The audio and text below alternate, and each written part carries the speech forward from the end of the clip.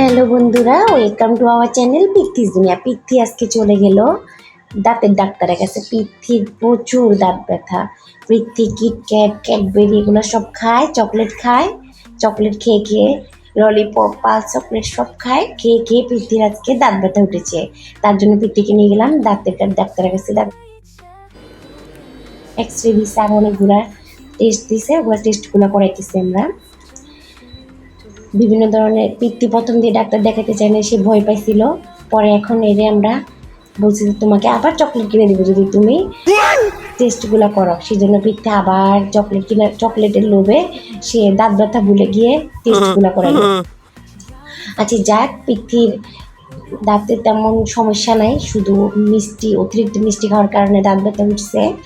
আর আমরা চলে গেলাম একটু খেতে, যেহেতু সন্ধ্যার সময় গেছিলাম, তারপর ডাক্তার দেখাতে কিন্তু অনেক দেরি হয়ে গেছে, সেই জন্য আমরা একটু খাইতে আসলাম।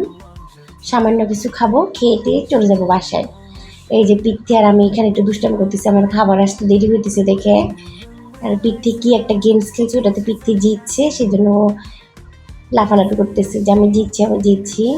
আর পিত্তি আমার বলতেছে মা খাবার কখন আসবে, যে বলতেছে না, এখন পিত্তিকে বলছে লাভ করতে, সে লাভ করবে না, তার লজ্জা লাগে। পরে সে লাভ করলো, সে আমার বলতেছে তুমিও করো। তা আমি লাভ করতে গেছি, তারপর পিত্তির বাবা এখানে আমার সাথে দুষ্টামি করছে। এখানে পিত্তি স্পাইডারম্যানের মুখোশটা পরে হেলিকপ্টার, স্পাইডারম্যান হেলিকপ্টার বানাইতেছে। আর ওই যে চার্জার প্যান্টটা চোখের মধ্যে দিয়ে নিছে।